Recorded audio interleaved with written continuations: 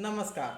मी research analyst Amit Pande तुमच्या सगळ्यांचं profit युनीच्या या यूट्यूब चॅनलमध्ये स्वागत करत आहे. आजच्या व्हिडिओमध्ये आपण बघणार आहे एक म्युच्युअल फंड ज्याच्यामध्ये आपण ट्रेडिंगसुद्धा करू शकतो. म्हणजे एक असा म्युच्युअल फंड जो ट्रेडिंग आणि इन्व्हेस्टिंग दोन्हीसाठी एक चांगला आहे. म्हणजे आता इन्व्हेस्टिंग होणार इन ट्रेडिंग फॉर्म.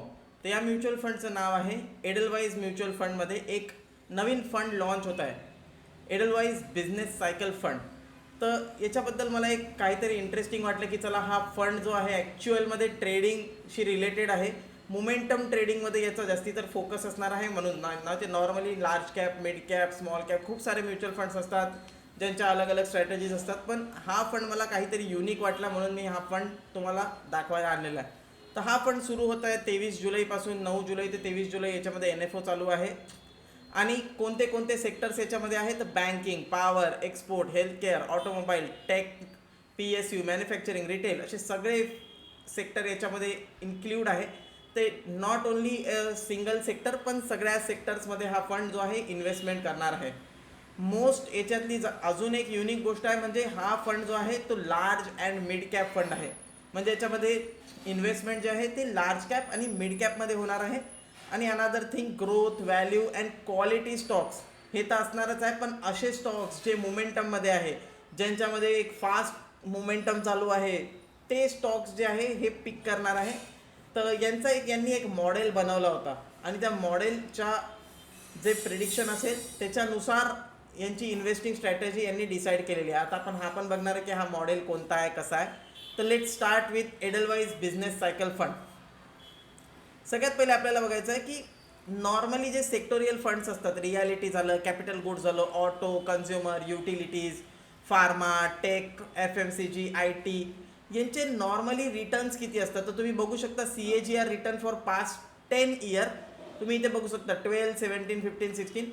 नॉर्मली सगळे 15, 12 to 17च्या रेंजमध्ये सगळे सेक्टोरियल फंड्स जे आहेत ते रिटर्न देतात. CAGR रिटर्न मिनिमम 12%, मॅक्सिमम 17% या रेंजमध्ये CAGR रिटर्न तुम्हाला सेक्टोरियल फंड्समध्ये मिळून जाईल.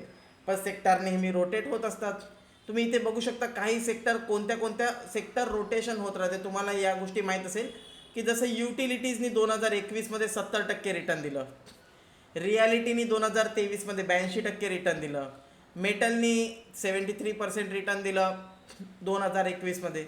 तर अशा प्रकारे सेक्टर रोटेशन होत असतात आणि तुम्ही बघू शकता की काही सेक्टर खराब परफॉर्म करतात, काही सेक्टर चांगले परफॉर्म करतात.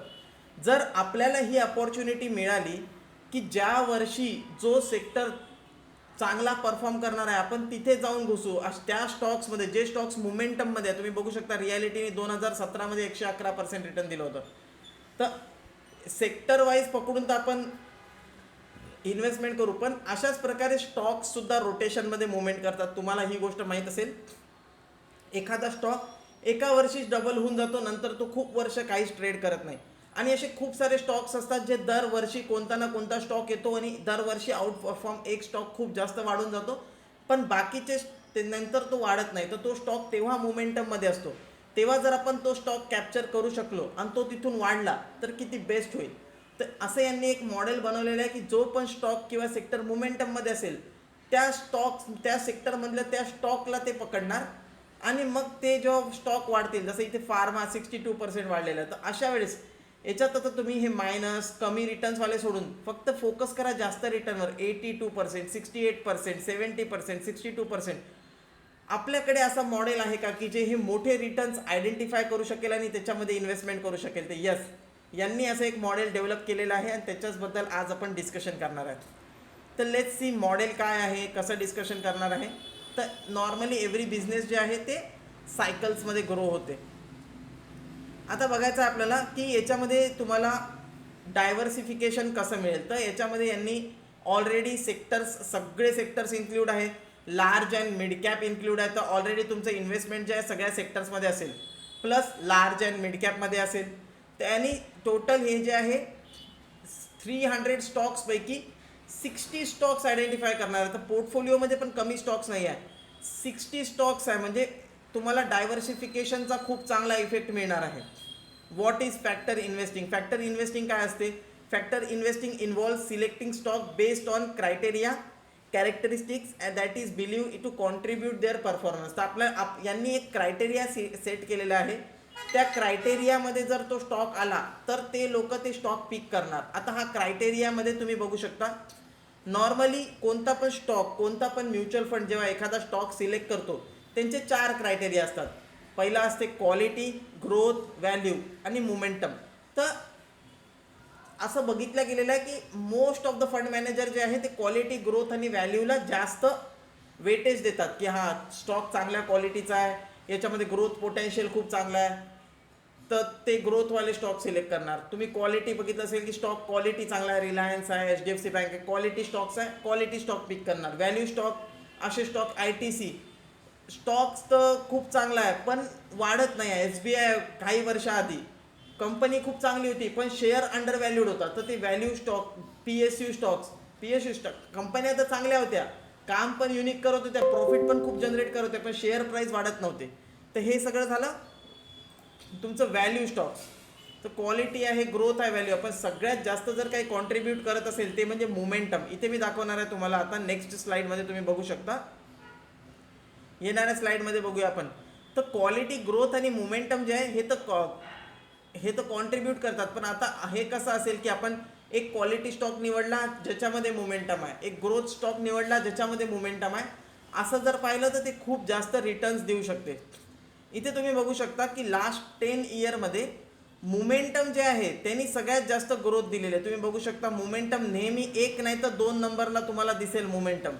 तर ज्या स्टॉकमध्ये मोमेंटम आहे तो स्टॉक नेहमी वर आउट परफॉर्म करतो.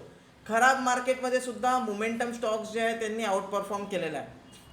तर एडलवाईज म्युच्युअल फंड घेऊन आलेला आहे हा फंड. याच्यामध्ये की नाही ते मोमेंटम स्टॉक्सच आयडेंटिफाय करणार. तुम्ही बघू शकता इथे जसं मी तुम्हाला सांगणार होतो की हे काय करणार आहे, व्हॅल्यू स्टॉक्स ज्याच्यामध्ये मोमेंटम आहे, क्वालिटी स्टॉक्स ज्याच्यामध्ये मोमेंटम आहे, ग्रोथ स्टॉक्स ज्याच्यामध्ये मोमेंटम आहे, price performance of last 3 to 12 months पर्यंतचा प्राइस परफॉर्मन्स तुम्हाला याच्यामध्ये चांगल्या प्रकारे कॅप्चर करता येणार आहे.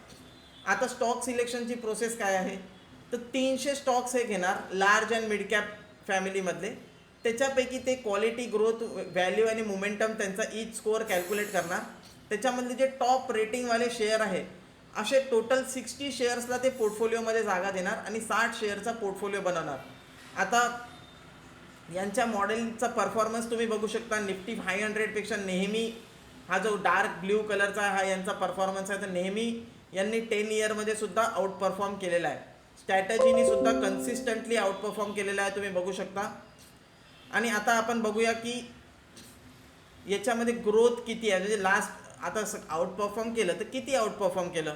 तर हे बघू शकता तुम्ही की 1 इयरमध्ये 70%, यांनी निफ्टी 500नी 35% रिटर्न दिले, यांनी 70%. 3 इयर 18%, यांनी दिले 33. 5 इयरमध्ये 29, 7 इयरमध्ये 22, 10 इयरमध्ये 24. तर almost 24-25% return 10 year long term ॲव्हरेजमध्ये यांनी दिलेले आहे. आता लेट्स सी, आपण बघूया की यांचा जे आहे अजून इथे बघू शकता तुम्ही की मार्केट कॅप अलोकेशन कसं आहे. तर तुम्ही बघू शकता हे लार्ज कॅप आहे, तर लार्ज कॅप पण खूप जास्त आहे, मिड कॅप पण खूप जास्त आहे, स्मॉल कॅप बघा हार्डली 5-10% जास्त स्मॉल कॅप नाही आहे. त्याच्यामुळे पोर्टफोलिओ जो आहे तो लार्ज अँड मिड कॅप सेक्टरमध्ये येतो. तर रिस्क कमी आहे आणि रिटर्न्स याच्यामध्ये तुम्हाला चांगले मिळू शकतात.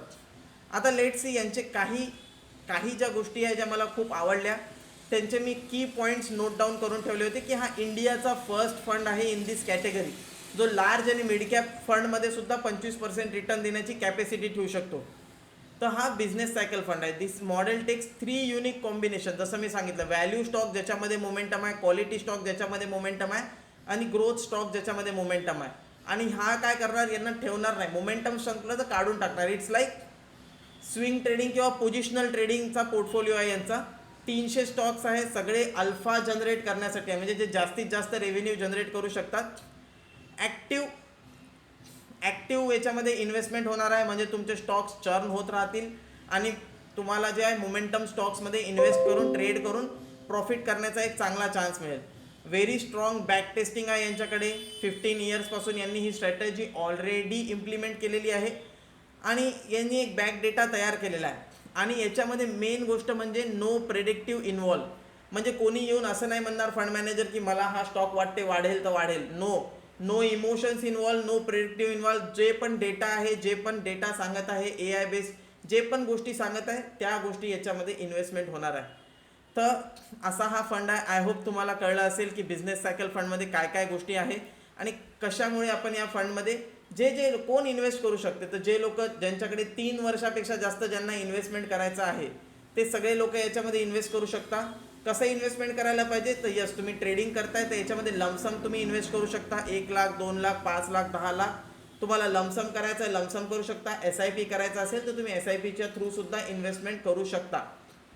खूप चांगला फंड आहे जो माझ्या नजरेत आला म्हणून मी याच्यावर एक डेडिकेटेड व्हिडिओ बनवला. तुम्ही बघितला असेल, आजपर्यंत मी कोणत्या म्युच्युअल फंडवर डेडिकेटेड व्हिडिओ बनवलेला नाही आहे, पण खूप चांगला NFO आहे. यस तुम्ही डेफिनेटली कन्सिडर करायला पाहिजे इन्व्हेस्टमेंटसाठी. हां, आता कसं करायचं इन्व्हेस्टमेंट, तर डिस्क्रिप्शनमध्ये व्हॉट्सअपची लिंक दिलेली आहे. क्लिक करा, व्हॉट्सअपवर मला मेसेज करा तुमचं नेम आणि तुम्हाला अमाऊंट किती इन्व्हेस्टमेंट करायचं आहे किंवा SIP करायचं आहे या फंडमध्ये, आणि आमची टीम तुम्हाला हेल्प करेल, मी तुम्हाला हेल्प करेल इन्व्हेस्टमेंट प्रोसेस करायला. भेटूया नेक्स्ट व्हिडिओमध्ये. आय होप तुम्हाला काही डाऊट्स असेल या फंड रिलेटेड तर डिस्क्रिप्शनमध्ये व्हॉट्सअपची लिंक दिलेली आहे, व्हॉट्सअपवर मला विचारा आणि मी तुमचा डाऊट सॉल्व्ह करायला नेहमी रेडी आहे. भेटूया नेक्स्ट व्हिडिओमध्ये. तोपर्यंत बाय बाय.